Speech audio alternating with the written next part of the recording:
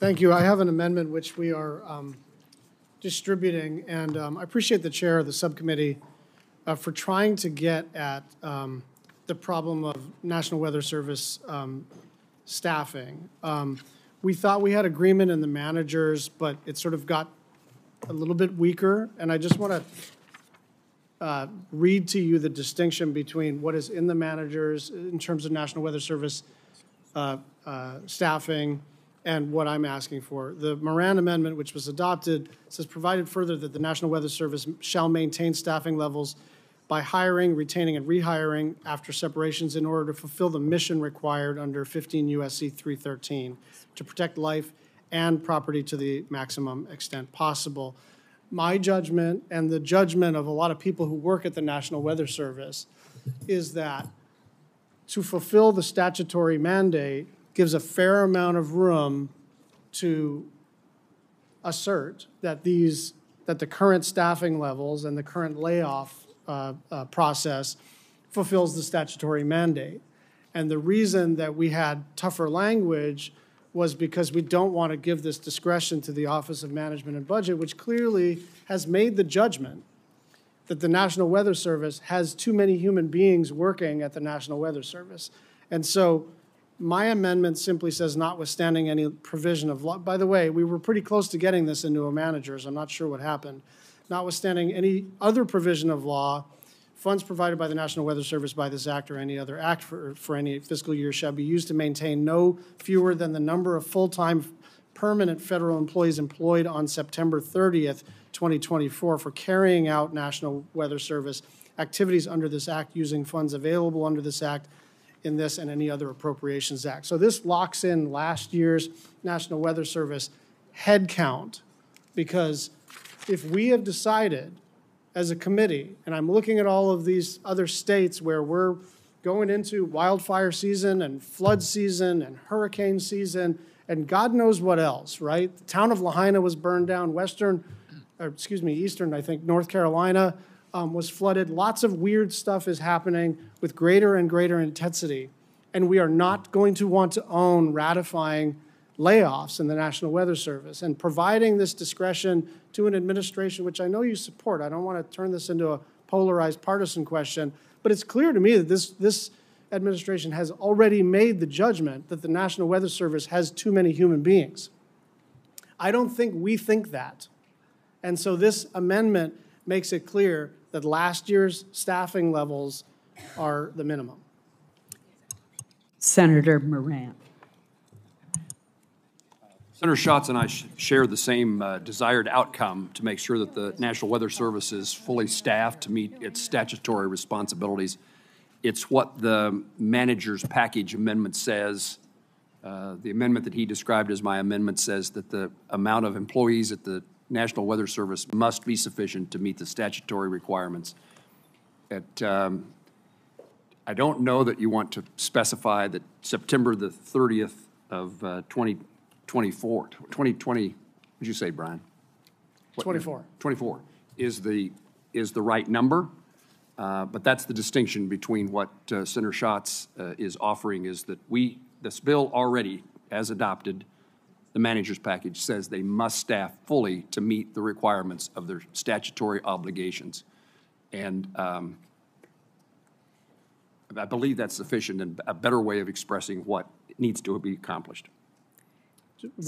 One final comment. I love Jerry Moran. Let's just get that out of the way. Are you supporting him for president? We could do a lot worse. The question is whether we want to give discretion to the administration that has already made the judgment that fewer and fewer staffers still meet the statutory requirements. And I don't want to give any administration that discretion, especially if they've demonstrated that they see this differently than we do. We don't want layoffs at the National Weather Service, and I'm quite confident that with the language and the managers, they would continue. Madam Chair. Senator Moran. I'd also would add that the bill increases the funding for the National Weather Service by $10 million to accomplish the outcome that we set about to accomplish. Senator Baldwin. different? I have a separate amendment. Okay. Senator Murray? Yeah, I just want to really support Senator Schatz for this amendment. I think we all appreciate just how critical the work of the National Weather Service is, of course, to prepare and respond to extreme weather and natural disasters. We have seen over this last week how absolutely critical that work is. But more to the point, our entire economy hinges on the accurate forecasting of the National Weather Service, whether it is how our cargo moves, it's what decisions our farmers make, and so much more. So I really believe this is not a time to cut staff drastically without any rhyme or reason. This amendment would just simply ensure that staffing levels at the National Weather Service are at least maintained at the same level as they were in 2024. If this administration wants to present a plan to Congress about reductions that should be made, we can consider a well-reasoned reorganization. But I hope we can all agree that that's not what we've seen so far. And for now, I think us protecting the staffing levels of this critical agency is urgent. So I urge a yes vote. Senator Mullen. I just want to look at the history of the approximate staffing levels of National Weather Service, just so we understand what we're talking about. In 21, there was approximately 4,300 employees. 22, there was 4,000. 23, there was 3,500. And 24 to 25, it bloomed to 4,900 employees. So question to my colleagues on the other side of the aisle, did anybody complain when it dropped to 3,500? Did we think that it was too low? Did we have hearings? Was you guys out on the news talking about it? I don't remember anybody talking about it, not publicly. When we were at 4,000, 4,300 in 21, dropped to 4,000 in 22, was anybody concerned about it then? Yes.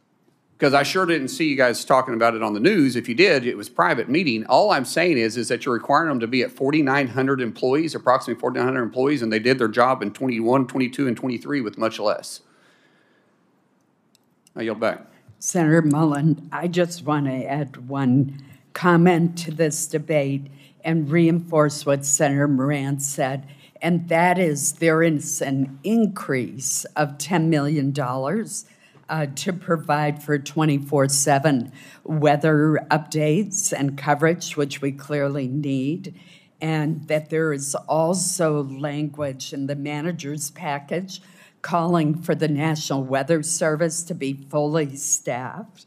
I think the problem here is the arbitrary number, especially in light of what Senator Mullen has pointed out, that it's gone up and down. I don't think there's a single person on this committee that does not want the National Weather Service to be fully staffed. We've seen an increasing number of natural disasters in this country, and I think that this bill has been carefully drafted to add additional funding and to include very specific language on the staffing, as opposed to just taking a particular number and assuming that's the right number. Any other comments? Senator Murkowski. Madam Chair, I just want to underscore the comments that you have just made. We all want to make sure that we've got these positions filled to focus on really the life safety aspects. I am a little bit troubled about the locking into a specific number and saying that's it, and that's where the agency will maintain its staffing. In fairness, maybe I'd like to see a lot more meteorologists and maybe fewer people that were, I don't know what the others may be, but we want to make sure that the focus is really there to maintain the mission.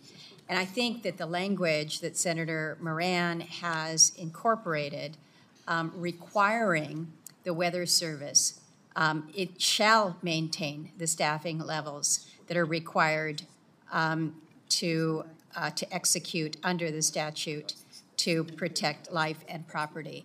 And so it does give a little more discretion as to where it's going to reinforce the staffing levels. But I think it's good. I think it sends the message that is needed to be sent about the prioritization within the agency itself. So I appreciate where Senator Schatz is trying to direct us, but I'm not going to be supporting his amendment, as I think what Senator Moran has incorporated will provide for that necessary level of attention to what we would all like to have reinforced. Senator Schatz, final comment. And then would you like me to make the motion after that? Then would I like what? Then do you need a motion from me after I complete? Sure. Okay. Just a couple of points to Senator Mullins. It was not 4,900, it was 4,300. We lost 550 National Weather Service employees since January. It's 3,600 as of June. That number keeps going down. So I agree it's a blunt instrument to lock in some number from last year, but let's not pretend we don't know the direction here, and let's not pretend we don't know how this administration will use its discretion under this current statute, which will say, whatever it is that you need to fulfill your statutory mandate, that is the number. That really does delegate that choice to them. So we have a binary choice between locking in last year's number or letting them continue to slash this agency. And so I move for the adoption of my amendment.